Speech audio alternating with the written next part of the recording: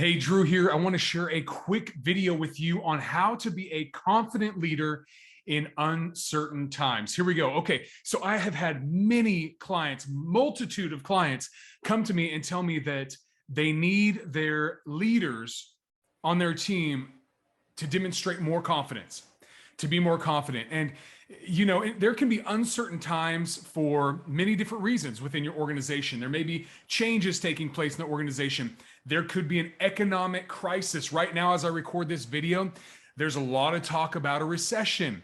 And when you watch this video, there may or may not be a time of recession, but there may be one in the future. That's one thing we can count on, is that the markets are cyclical, right? They come and they go. And so how can you develop that confidence in uncertain times? Or really more importantly, what do confident leaders embody? What are the standards that they bear? And I want to share with you 7 standards that confident leaders demonstrate. Let me show you. In front of you, you can see these 7 standards of confident leaders.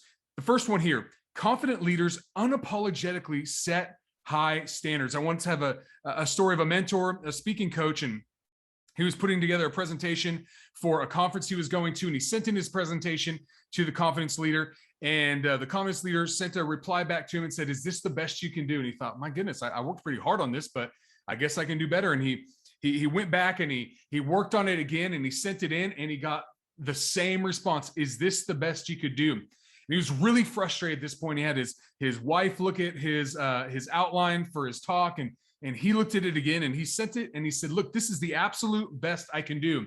And the organizer for the conference said, "Great, now I'll finally read it." Right? That is a confident leader that said, "I'm not even going to read it unless I know it is the best you can do." High standards unapologetically. Number 2, repeatedly communicates the mission.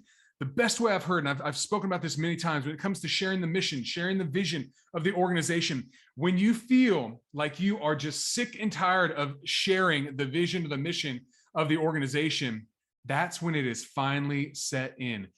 And confident leaders over and over again share that mission, share that vision of where the organization is going unapologetically and with confidence. Number 3, they mirror the attitude they want their team to have. Are you modeling it? Are you demonstrating excellence? A simple way that you can demonstrate excellence. I share this all the time. It's so simple. One of my leaders early on, when I was young in leadership, would, on the way into the building, in his line of walking to the front door, if he saw some trash, a little piece of garbage on the ground in the parking lot, he'd pick it up. And guess what all of us leaders that followed him did?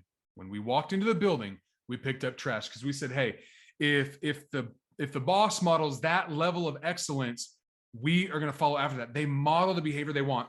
Number 4, they listen to the feedback of high performers more than low performers. This is so important. I was in a coaching session today, and I had a person that was sharing some feedback that they got from a person that quit, and they wrote a note and they said, kind of, these are the reasons I quit. And I asked simply, what is the level of this person's performance? And they said, well, they worked about 1 day a week for us, and I don't know that they ever bought into the mission. And I said, then disregard, right? You want to listen to the feedback of high performers more than low performers. Number 5, they focus on solving problems instead of dwelling on them. I'll give you about 10 minutes, 15 minutes to say, woe is me, and how horrible this is that this problem happened to us. How could this be happening to us? You might be saying, how can this economy be how it is? You might have lost a big account. You could say, how can this account leave us? I'll give you 15 minutes to do that. Then it's time to move on. We got to solve this problem. We got to try something. We got to put something into practice to figure out how to overcome this challenge. We cannot be successful while also sitting and moping about our problems and our circumstances. Number 6, they reward value, not time.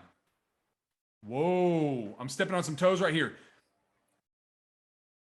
There is a big divide in organizations today between, should we bring our people back to work their 8 hours in the office, or can we continue to allow them to work from home? And one thing I would like you to consider is, are you more of a results-oriented leader that wants the job to get done and you want it to get done well? Or Are you someone that wants to see people sitting in seats, butts in seats in the office? And that's how you measure success for your organization. That's totally up to you, but I know where I land on that. And then number 7, they accept responsibility and learn from their mistakes. Are you learning from your mistakes? I made a huge failure, and I talk about this in my book, The Executive Leader's Handbook, a huge failure in high school. And I went drinking, partying on a school trip. And I got caught, but I didn't get caught. You know, some people that had said that it may have been me, but really the school had no proof, had no evidence. And so they were going to a few of us that have participated and asked us if we indeed had participated in drinking. Now, I didn't give up anybody else, but I owned up for myself.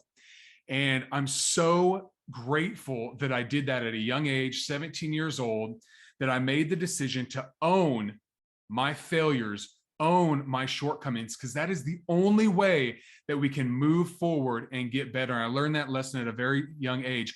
I encourage you, young leader, don't shirk your responsibilities. Don't try to place blame on other people thinking that's going to make you look better. Ultimately, if you accept responsibility, you will be seen as a more confident leader, and in the end, you will win.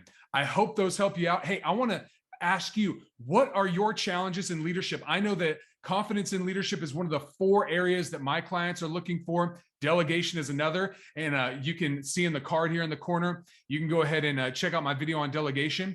But what are the areas that you struggle in leadership? I'd love to share a video on that. Talk to you soon.